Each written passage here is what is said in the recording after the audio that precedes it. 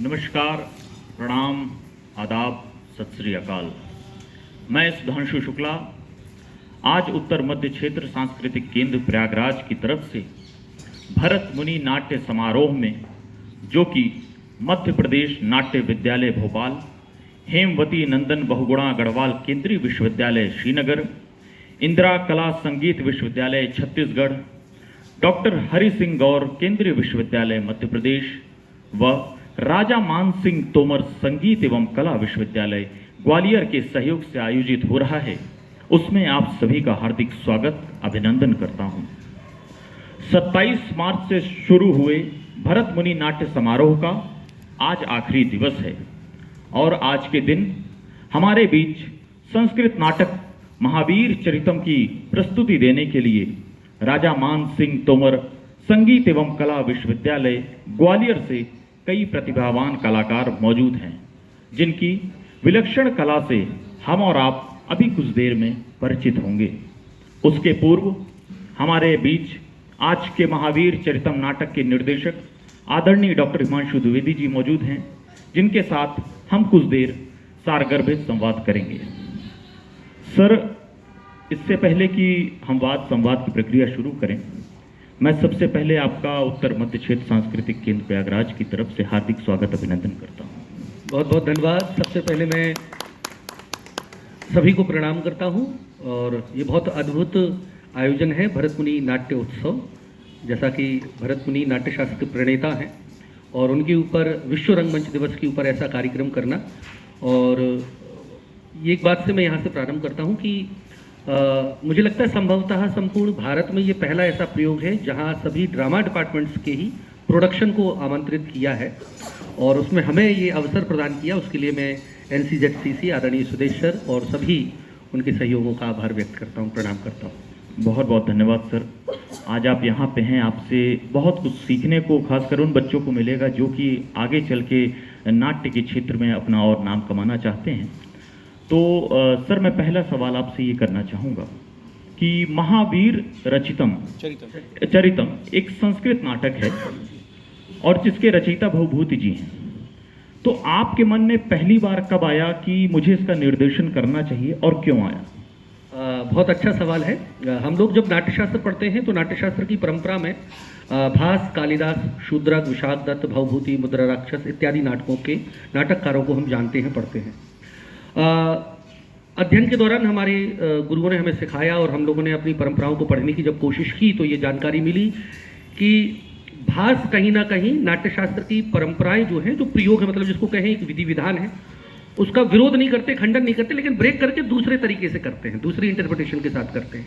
कालिदास उसको यथावत करते हैं, जबकि नाट्यशास्त्र की परंपराओं का विधिवत अगर कोई पालन कर रहा है, सारी पूर्व रंग विधान हो, नांदी पाठ हो, प्ररोचना हो, सब कुछ हो, यहाँ तक कि अगर आप हमारे सभी सुधी दर्शक हैं जानते हैं कि महाकवि भवभूति द्वारा लिखित नाटक बहुत जो फेमस है, जो सबसे ज़्यादा खेला गया, उत्तर रामचरितम।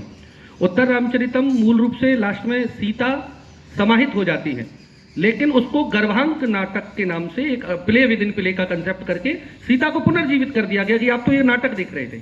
तो जो हमारी भारतीय नाट्यशास्त्रीय परंपरा है सुखांत की, वो सबसे ज़्यादा परिलक्षित अगर कोई नाटककार कर रहा है तो भवभूति है। तो भवभूति को चयन करने के प्रति पहला जो मेरा उद्देश्य था वो था नाट्यशास्त्र को समझने के लिए भवभूति का चयन सबसे ज़्यादा आवश्यक है।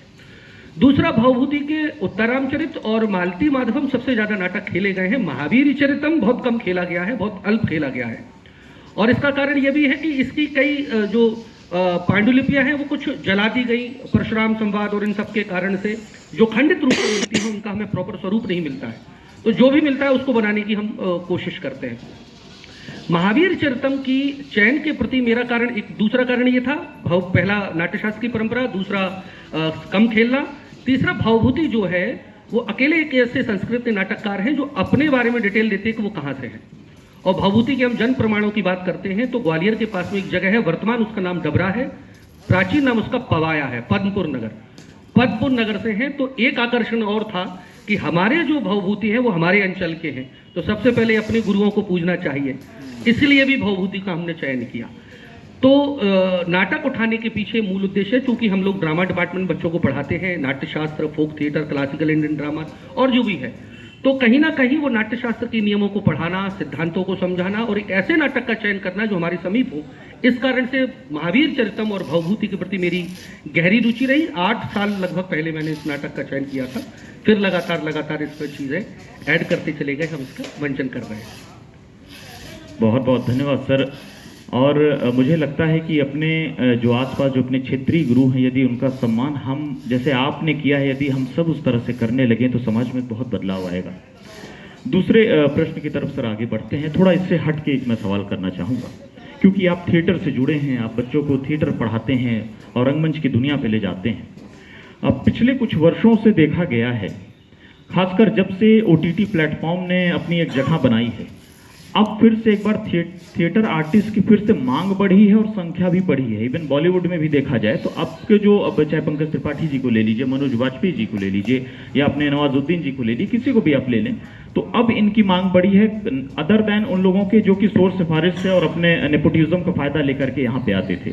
तो आप OTT को कितना इसका मतलब श्रेय देना चाहेंगे कि फिर से थिएटर के प्रति लोगों की एक जागरूकता और बढ़ रही है? मैं श्रेय थिएटर को देना चाहूँगा। OTT या वेब सीरीज या जो अन्य माध्यम है वो उसके आगे वाले स्वरूप हैं। अगर मैं कहूँ तो बरगद का एक विशाल जो वृक्ष है, जिसकी जितनी ऊंचाई है उतनी जड़ें हैं नीचे, वो थिएटर है। उसकी एक बड़ी सुंदर सी शाखा, बड़ी सुंदर सी ब्रांच जिसमें पुष्प हैं, फूल हैं, बड़ा आकर्षण है, पैसा भी है, ग्लैमर भी है, वो सिनेमा है। और सिनेमा के भी फिर आजकल रूप होते हैं। आज से 20 साल पहले हम कल्पना नहीं करते थे कि वर्टिकल लाइन में हम सिनेमा देख रहे होंगे या रील्स देख रहे होंगे, सब हॉरिजॉन्टली होता था। तो मूल थिएटर है। पिछले 20 सालों में आकर्षण जरूर हुआ है कि कम से कम पहले जो आदमी बच्चा था, वो अगर उसको हीरो बनना है या एक्टर बनना है तो सीधा मुंबई भाग जाता था। धर्मेंद्र साहब की हमने सबकी कहानियां सुनी है। लेकिन 20-30 साल में ये परिवर्तन आ गया कि किसी को अगर एक्टर बनना है, हीरो बनना है, फिल्म में जाना है, तो उसके अंदर ये विचार आ गया है, चाहे वो क्षेत्रीय जगह का हो, एक ग्रामीण अंचल का बच्चा हो, उसको ये मालूम चलेगा कि थिएटर करके ही जाया जाता है। तो ये कम से कम सिनेमा या जो जिनके आपने नाम गिनाए, उनके प्रभाव से ये फायदा जरूर पड़ा है कि थिएटर का जो पढ़ के जाता है या थिएटर करके जाता है, वो एक्टर बड़ा अच्छा हो जाता है। तो थिएटर के कारण इन चीजों का ग्लैमर बढ़ा है। दूसरा, सिनेमा का भी स्वरूप बज रहा है। जो एक हीरोइज्म का स्वरूप था, आज आप गन्स ऑफ वासेपुर देखें, या अभी धुरंधर आई है, आप देखिए क्या उसमें करेक्टराइजेशन है। कहीं से उसमें स्टारडम का हम बात नहीं करें, अगर पाकिस्तानी जो PM थे, उनका चेहरा कैसा बिल्कुल सेम लग रहा है। तो एक्टिंग ओरिएंटेड हो गया है। तो सिनेमा भी आज क्राफ्ट की बड़ी बात कर रहा है। तो कहीं ना कहीं वो क्राफ्ट, वो आइडिया, वो विचार, वो बीज बिंदु कथा का, वो नाट्यशास्त्र से ग्रहण कर रहा है, वो हमारे थिएटर से ग्रहण कर रहा है। तो मेरा यहाँ पर इंटरप्रिटेशन ये है कि थिएटर इनको रिच कर रहा है, इस कारण से ये ग्लैमराइज हो रहे हैं, ना कि इनके कारण थिएटर हो रहा है। तो बस ये है कि थिएटर के जगह उनमें उनको स्कोप ज़्यादा मिल रहे हैं, थोड़ा सा अपने आप को एक्सप्लोरेशन मिल रहा है, थोड़ा पैसा मिल रहा है। तो कहीं ना कहीं दोनों एक दूसरे के पूरक हैं। मैं किसी को विरोध नहीं कहूँगा, ऐसा कह सकते हैं एक माँ है, एक मौसी है, और दोनों माँ ही जैसी होती हैं। बहुत बहुत धन्यवाद सर। अगला सवाल मेरा ये रहेगा आपसे कि आपने थिएटर की शुरुआत कब की, और जब आपने की तो आपने खुद से उम्मीद क्या लगाई थी कि मैं थिएटर के फील्ड में किस मुकाम तक जाना चाहता हूं या मैं क्या हासिल करना चाहता हूं? बड़ा अच्छा सवाल है, और अमूमन ये सवाल हर किसी से पूछा जाता है। मैं चंदेरी में मेरी मेन स्कूलिंग हुई, चंदेरी, जहाँ से संगीत सूर्य और संगीत सम्राट तानसेन के जिनको गुरु भाई कहा जाए, बैजू बाबरा की नगरी है, वहाँ मेरी 10वीं क्लास की स्कूलिंग रही। फिर मैं एक साल भोपाल रहा, ग्वालियर रहा। उसके बाद फिर मेरी सारी पढ़ाई लगभग पंजाब, चंडीगढ़, हिमाचल रही। हम सिनेमा और इन सबको देख के प्रभावित होकर एक्टर बनते हैं, एक्टर बनना चाहते हैं। लेकिन मंडी ड्रामा स्कूल में जब मैं पढ़ रहा था तो वहाँ हमारे गुरु आए थे, प्रोफेसर भारत रत्न भार्गव। उनकी पढ़ाने की शैली मुझे इतनी प्रभावित की, और एक उसी समय मैंने एक आर्टिकल भी पढ़ा था, नसीर साहब का वो आर्टिकल आया था, बस में जाते हुए पढ़ रहा था मंडी ड्रामा स्कूल के दौरान, कि थिएटर में जो टीचर है वो एक्सीडेंटली बनता है। पहले वो मुंबई आएगा या कुछ और करेगा, जब वो असफल होगा तो टीचर बनेगा। मतलब वो जो टीचर बना है ना, वो असफलता के कारण बना है, सिनेमा में हिट नहीं हो पाया या थिएटर में कुछ नहीं कर पाया। जबकि थिएटर में एक रुचि के साथ विद्वान जो उसको लक्ष्य को पाना चाहे वो टीचर बने। ये बात मुझे को बड़ी अच्छी लगी, और उनका पढ़ाने का जब तरीका अच्छा लगा तो मंडी ड्रामा से लगभग 26 साल हुए हैं सतत रंगमंच में, अलग हटा दे तो एकेडमिक 11 साल मेरे को यूनिवर्सिटी में हो गए, 8-10 साल वैसे हो गए। तो उस समय मैंने डिसाइड कर लिया था कि I want to become a successful drama teacher, drama professor. और फिर मैंने बिना किसी भटकाव के एकेडमिक की तरफ ही पढ़ाई की।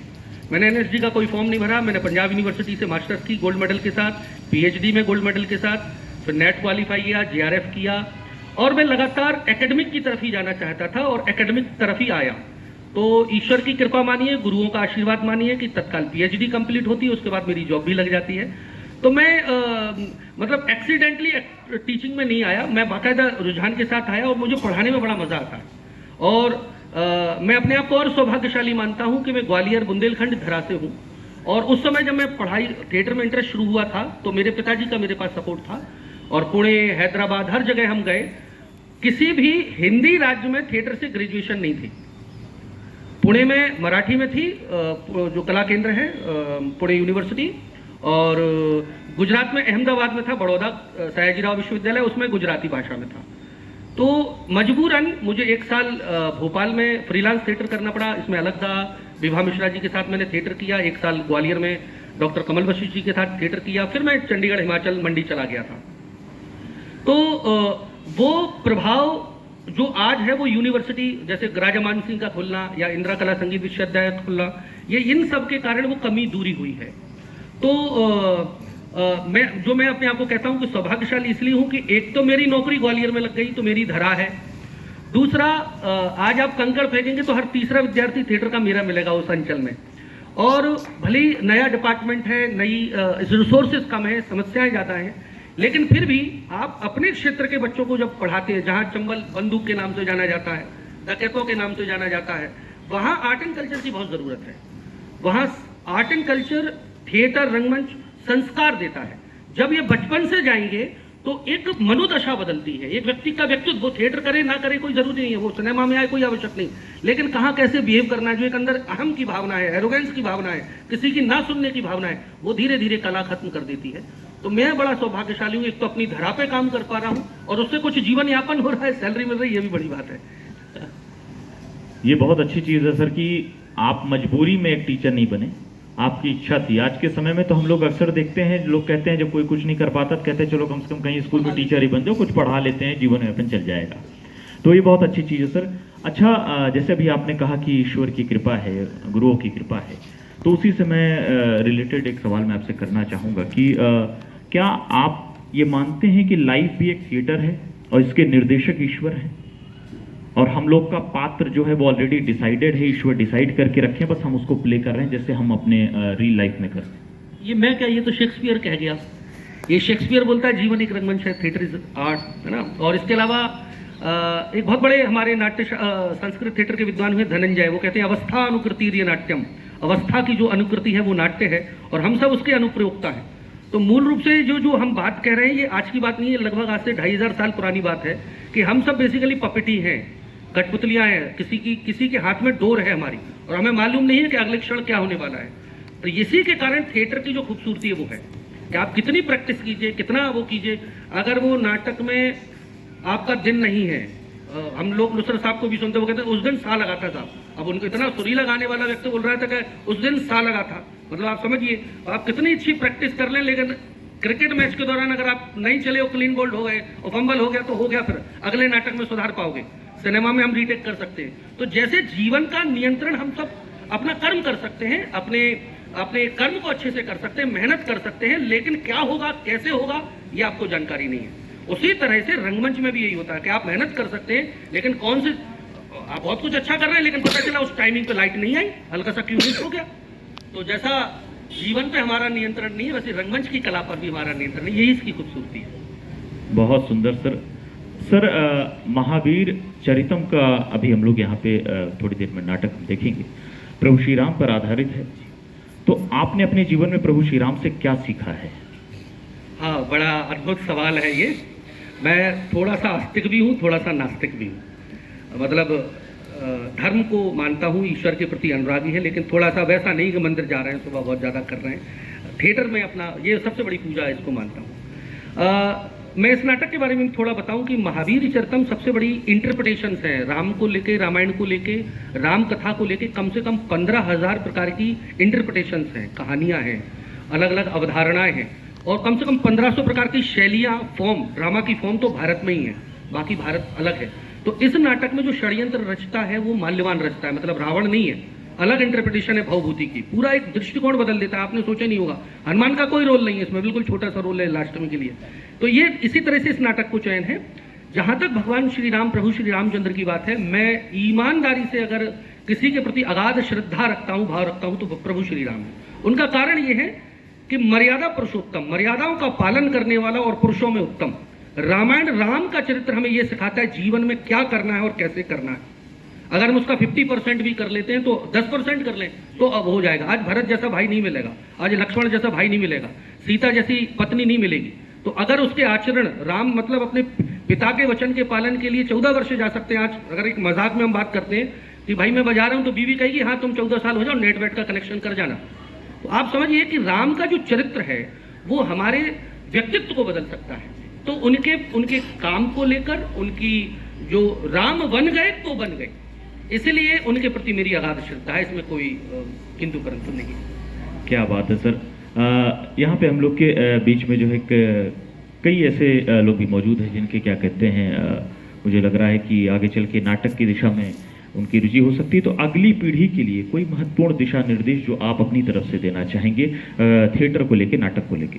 धैर्य बहुत ज़रूरी है। आजकल की जो समय है, समय काल है, समय चक्र होता है, उसमें नई नई धाराएं होती हैं। आज बहुत फास्ट मोटिव है और वो गलत नहीं है। रील हो 1.5 सेकंड का, हम किसी जगह टिक ही नहीं रहे एक्चुअली। मतलब हम बहुत ऐसे हो गए हैं अब, जिसको कहें कि ये पसंद नहीं तो ये पसंद नहीं तो ये नहीं, चुटकियों में मतलब चेंज कर रहे हैं, चाहे टीवी चैनल हो, चाहे रील हो, स्क्रोलिंग हो। और ये जनरेशन बहुत ज़्यादा उसमें प्रभावित हो रही है। किसी भी काम के लिए, ना केवल थिएटर, कोई भी हम काम करें उसमें धैर्य समर्पण अगर नहीं है तो वो नहीं हो पाएगा। और आजकल जो मैं देख रहा हूँ, हो सकता है मेरे में भी कमियां हूँ, आज की जनरेशन वो भटकाव के साथ प्रभाव लेके आती है थिएटर में। लेकिन थिएटर के प्रति जो एक समर्पण है, जो मेहनत होती है, कोई क्रैश कोर्स नहीं है थिएटर 3 महीने का, तो 3 महीने में आप एक्टर बन जाओ, संभव ही नहीं हो सकता। तो उसके लिए आपका समर्पण, मेहनत और धैर्य चाहिए पड़ेगा। और अगर आप ये करते हो तो फिर आपको सफल होने से कोई नहीं रोक सकता। क्योंकि ऐसा नहीं है, मैं इस इंटरप्रिटेशन में नहीं आता कि थिएटर में पैसा नहीं है, पैसा है। पढ़े लिखे एक्टर के लिए बहुत कुछ पैसा है। हाँ, आपका ओके सिर्फ एक्टिंग में पैसा है, ऐसा नहीं है। एक्टिंग के अलावा बहुत सारी चीजें आपको आना पड़ेगी, क्राफ्ट करना पड़ेगा। चिल्ड्रन थिएटर में बहुत सारा कुछ पैसा है। तो युवा पीढ़ी को मैं ये कहूंगा, थिएटर में आए, बहुत अपॉर्चुनिटीज हैं, मौके हैं, लेकिन धैर्य और पेशेंस के साथ आए। और बिना समर्पण और मेहनत के संभव नहीं है। आप ये समझें कि 2 महीने थिएटर किया, उसके बाद बंबई में सुपर, ऐसा कुछ नहीं होता है। किसी के साथ चमत्कार हो सकता है, लेकिन अधिकांशतः ये होता नहीं। एक बार सफल हो सकते, फिर बात की कोई गारंटी। बिल्कुल, आपने बहुत अच्छी बात कही सर कि धैर्य रखना जीवन में बहुत आवश्यक है। और चलते चलते आखिरी एक सवाल मैं आपसे, थोड़ा गुदगुदाने वाला एक सवाल मैं करना चाहूँगा, क्योंकि सब लोग बैठे हुए हैं। आपने इतने बच्चों को आपने पढ़ाया है, आपने नाटक सिखाया है, आपने थिएटर सिखाया है, लेकिन क्या किसी भी एक ऐसे कलाकार में आपको ऐसा लगा सर कि जो घर में जो नाटक एक देवरानी और जेठानी के बीच में हो जाता है, वो कोई कलाकार में आपको ऐसी प्रतिभा दिखी कि इस तरह का नाटक कर सके? सर, हमारी पूरी टीम में देवरानी जेठानियां घुसी पड़ी हैं। आपस में छोटे छोटे गुट हैं, आपस में छोटी छोटी क्लैशेस हैं, सबके साथ ये हो रहा है सर। और वो बड़ा मीठा है, वो उसमें कोई वो नहीं है। क्या है, बच्चे होते हैं तो ये बचपना होता है, बाल अवस्था में ये चीज़ें होना चाहिए। इसने सर मेरी पेन उठा ली। बच्चों के साथ काम करना बहुत कठिन है। आप ट्रेंड एक्टर, मैच्योर एक्टर को बता सकते हो, लेकिन जिस एक्टर को पता ना हो लाइट कैसे लेने आना है। मेरे इस नाटक की खासियत है, इस नाटक में आपको एक भी प्रोफेशनल आर्टिस्ट नहीं मिलेगा।